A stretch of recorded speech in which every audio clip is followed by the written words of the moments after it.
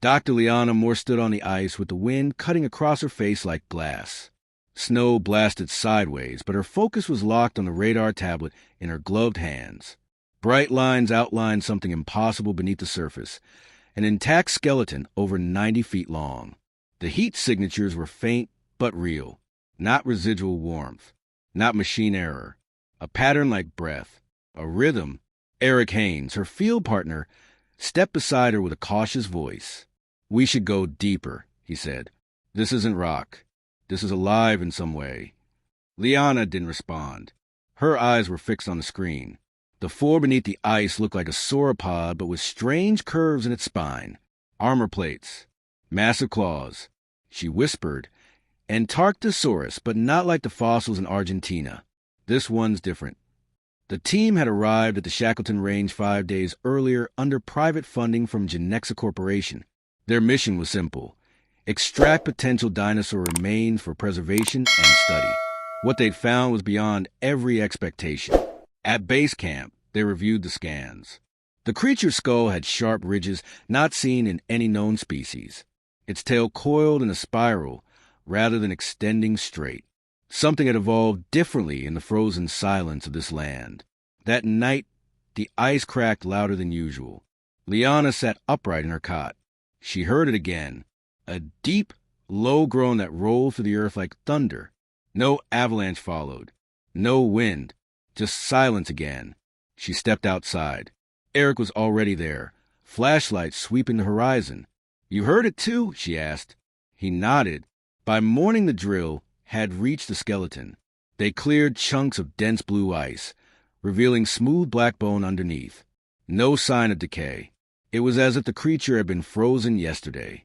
As Liana placed her hand on the surface, a tremor passed through her body. Not from the cold. Something deeper. Something ancient. She pulled her hand away and stared at her glove. Steam rose from the fingertips. "It's warm," she said. Eric frowned. "That's impossible." Yet the infrared scans confirmed it.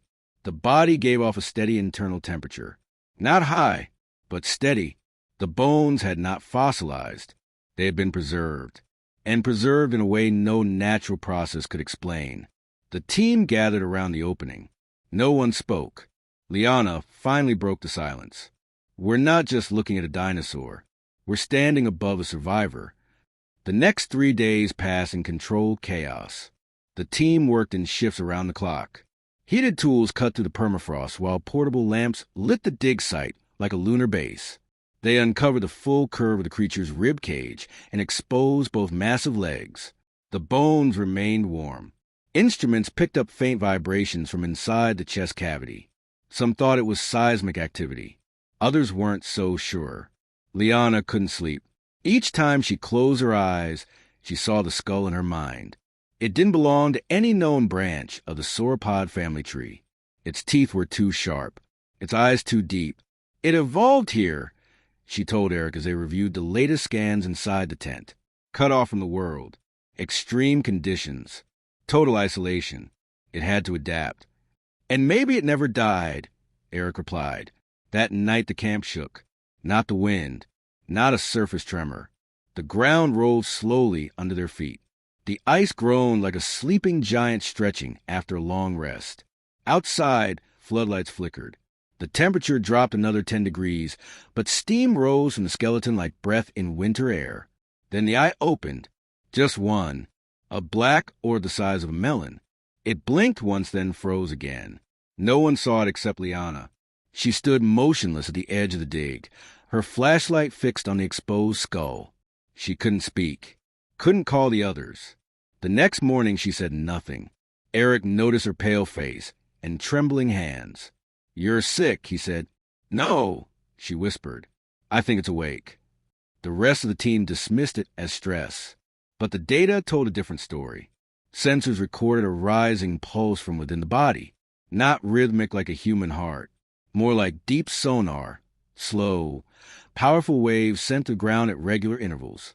The ice around the dig started to melt faster than expected. Not from heat above, from heat below. Dr. Imani Graves, their glaciologist, ran the calculations. "At this rate," she said, We'll hit a full thaw in 48 hours. This thing's melting itself free. Eric frowned. We're not ready for that. We came to recover bones, not a live animal. It's not just alive, Imani said. It's dangerous. That night, something moved. A tremor knocked over a drill. A segment of exposed spine flexed upward before snapping back. A floodlight shattered. Then silence again. The crew gathered in the mess tent. No one pretended anymore. They all felt it, the low sound deep in their bones, like a heartbeat inside the planet. Liana stood up. We found something prehistoric, she said. But it didn't die. It hibernated. It evolved under pressure, under cold, and now it's waking up. Whatever this is, it's not just a dinosaur. It's something new. The storm arrived without warning. Wind surged to hurricane force as the temperature dropped below -60. Tents flapped violently. Instruments failed. Communication with the satellite relay cut out. The camp was sealed in white silence. Inside the excavation dome, the skeleton began to shift, slowly, purposefully. Liana and Eric stood near the base of the exposed rib cage. A fracture had appeared across the sternum. It hadn't been there the night before. There's pressure building inside, Eric said. Not pressure, Liana replied. Movement. They backed away as cracks spread along the bones. The ribs expanded slightly, then contracted. A sound filled the dome. Not mechanical, not human. A groaning exhale that came from deep within the creature's chest. Air, or something close to it. Dr. Imani rushed in. We've lost containment. The body's warming the ice faster than we can cool it. We need to seal it again, Eric said. Refreeze the site. We can't, Imani snapped. It's alive. That word settled over them like falling ash. Alive. They activated emergency restraints.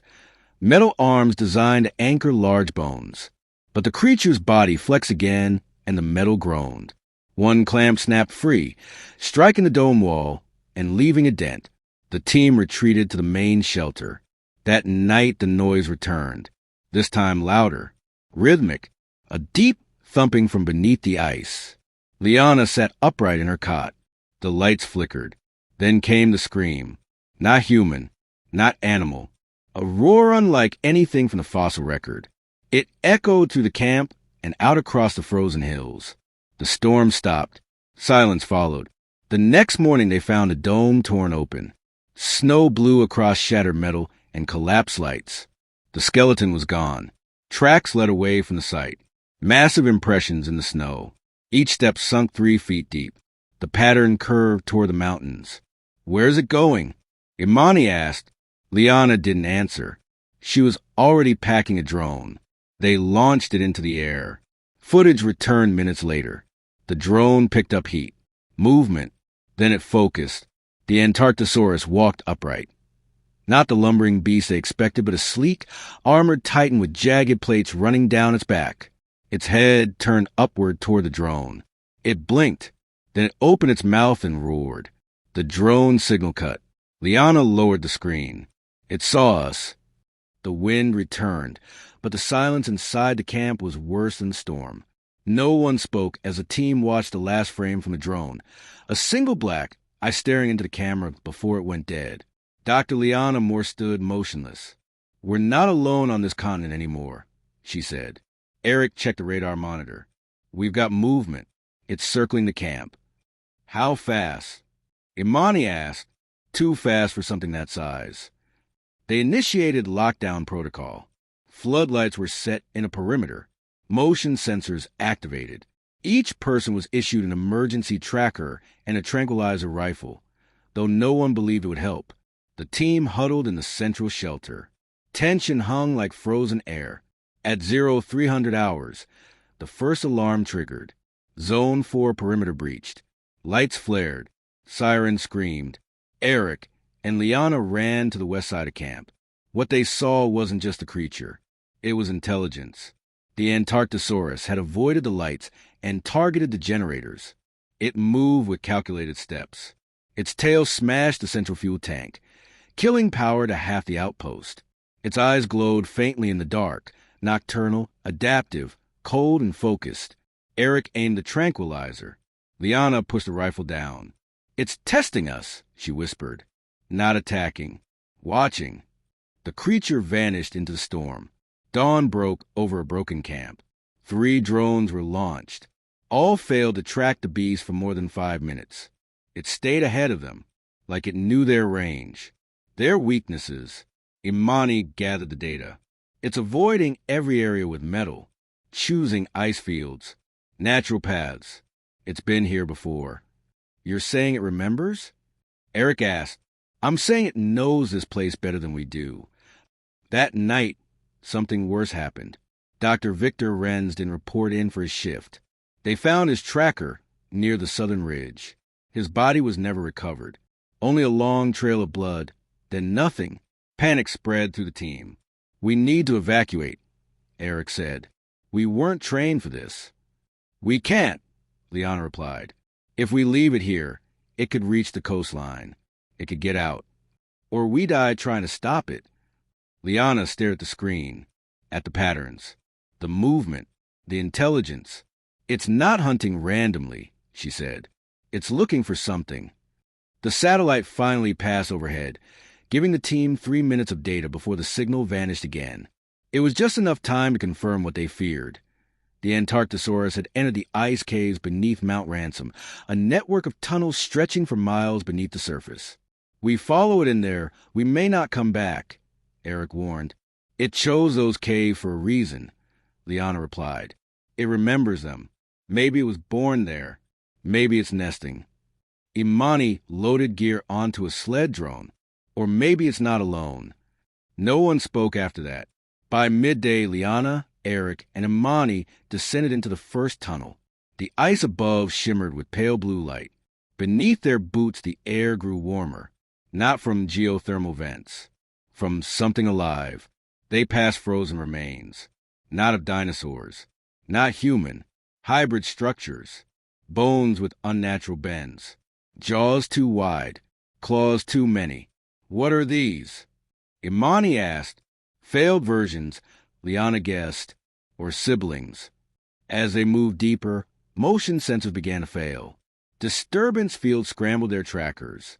At one point, they lost sight of the tunnel entrance.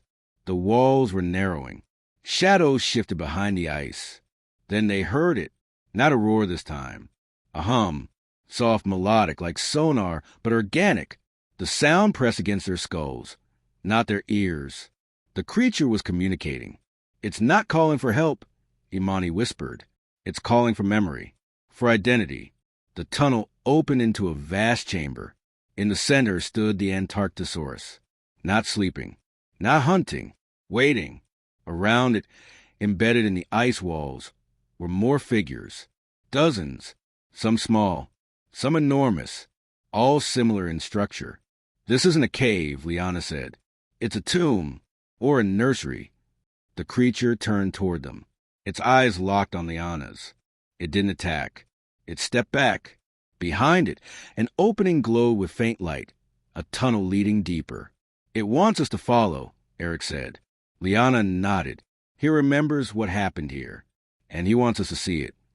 The tunnel narrowed again, but the walls pulsed with a faint blue glow. Not ice. Not mineral, something organic. The 3 scientists moved in silence. Liana led, her hand brushing against a glowing surface. It felt warm, responsive, like skin stretched thin over something breathing. Then the tunnel opened into a vast underground chamber, unnatural in shape. The ceiling arched high above, carved in perfect curves. The walls held more than bones. They held symbols. Massive pictographs stretched from floor to ceiling, burned into the ice with precision. Shapes of creatures, of planets, of stars. Eric stared in awe. "These aren't natural formations." Imani stepped closer. "They're records, warnings maybe." At the center of the chamber stood a stone platform. Not ice, not bone. Stone smooth and black.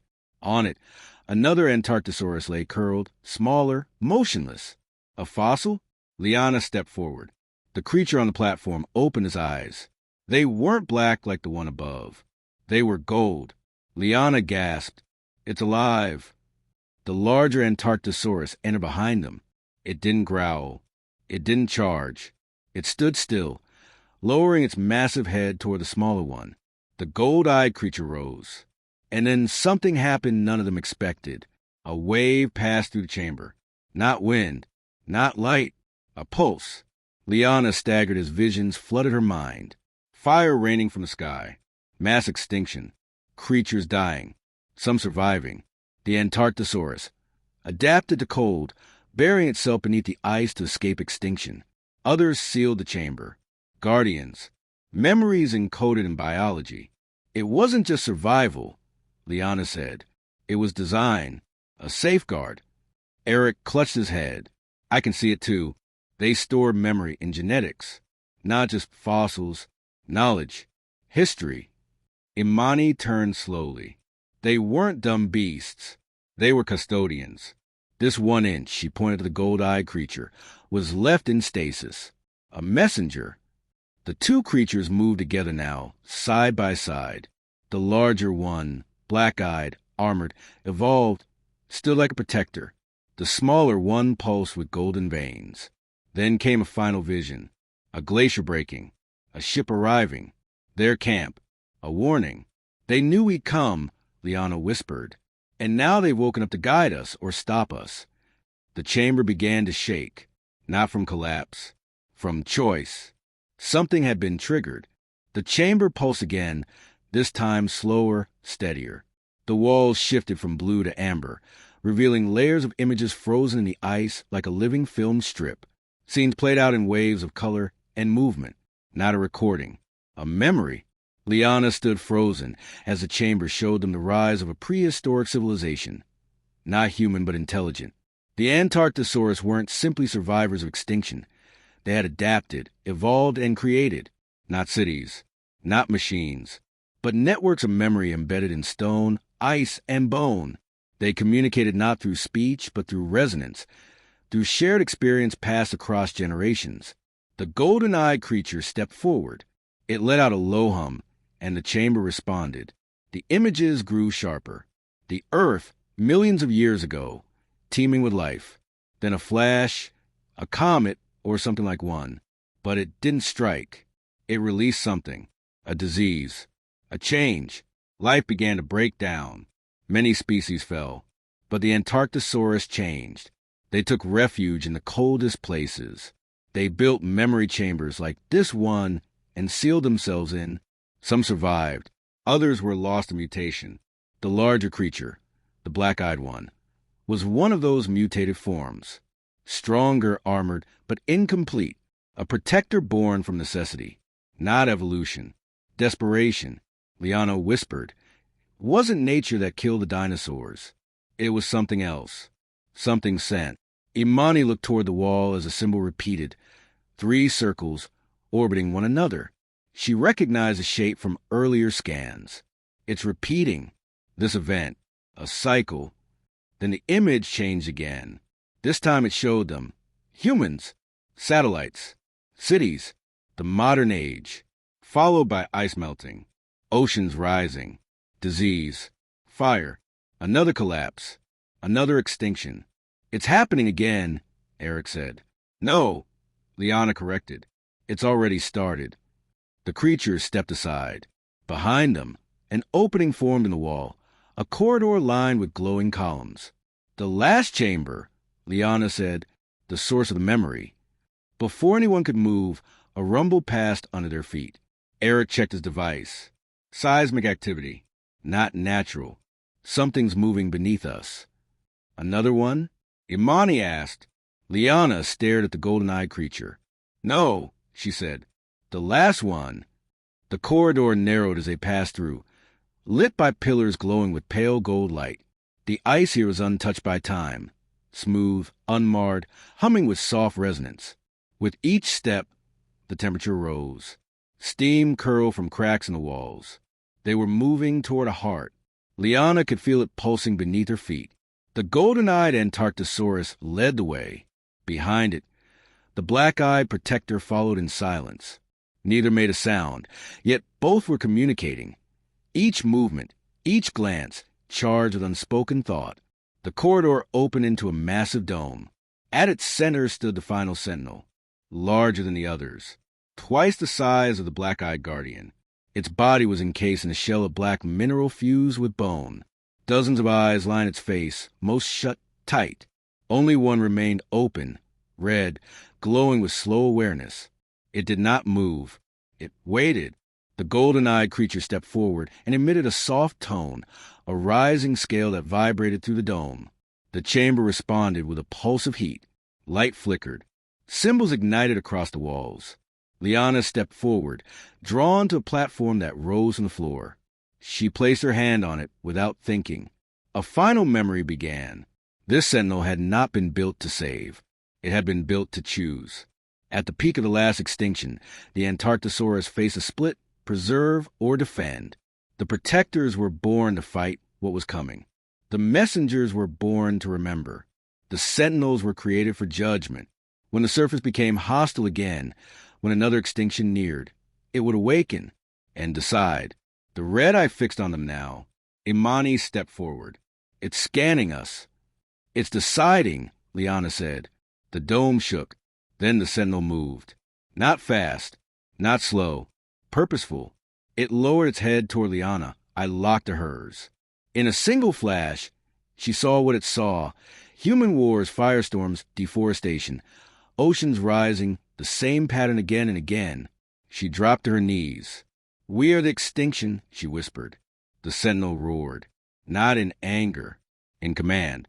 The golden-eyed creature responded. The black-eyed guardian turned toward the exit. The sentinel's body glowed from within. A new path opened behind it. Not down, up, toward the surface. They're not going to destroy us, Eric said.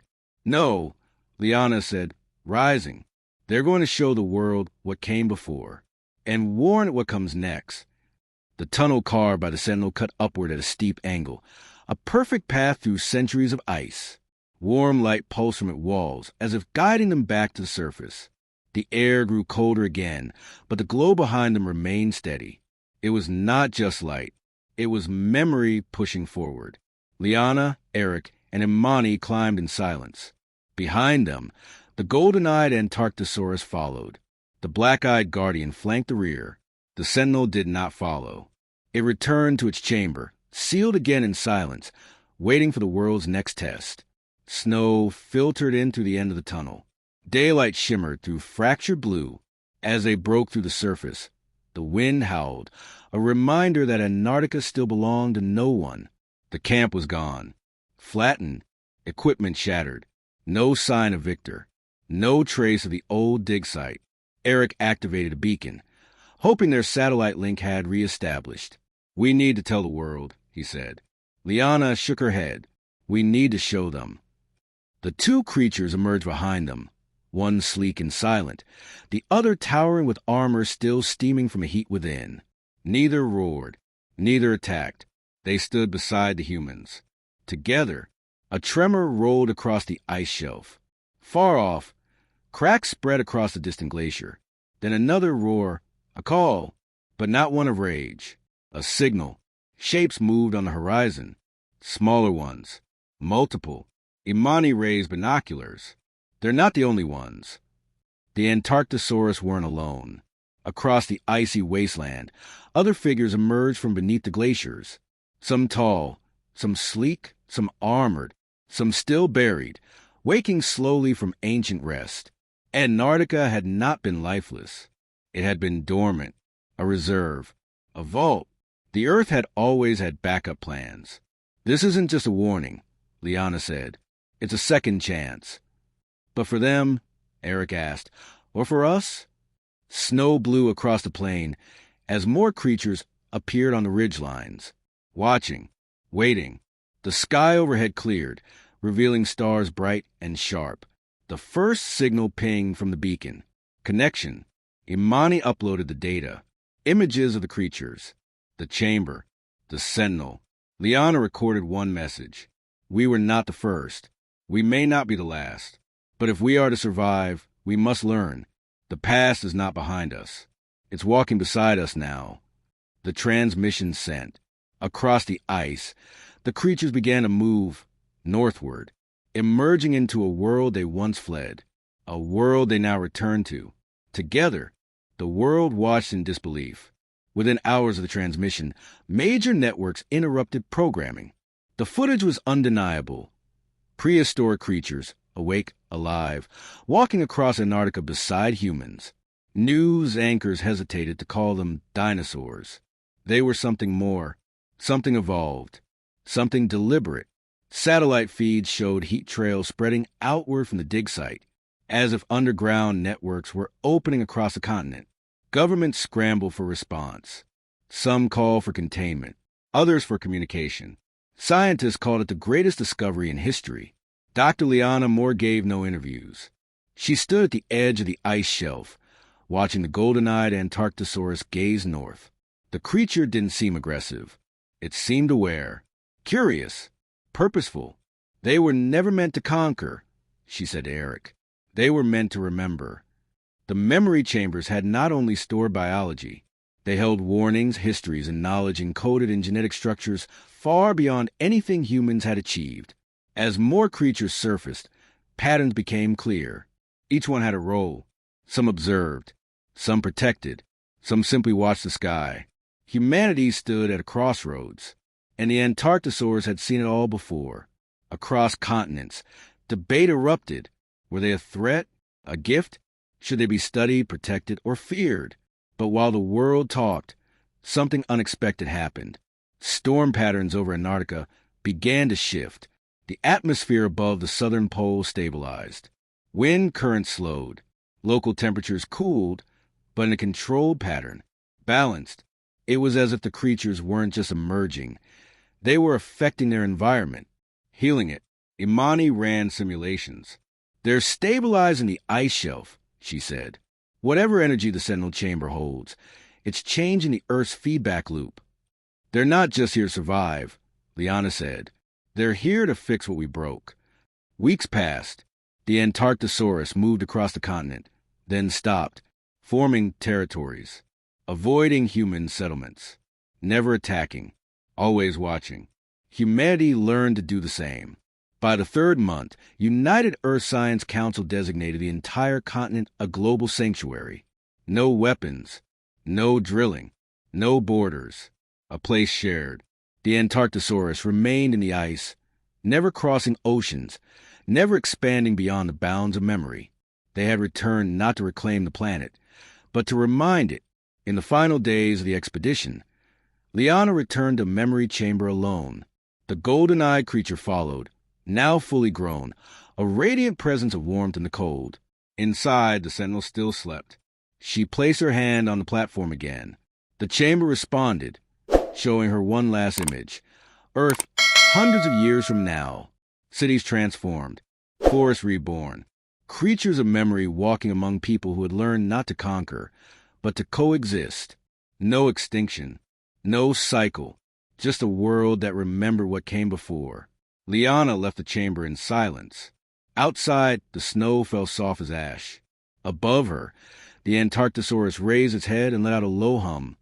Not a roar, but a song. A song of legacy. A song of survival. A song of peace.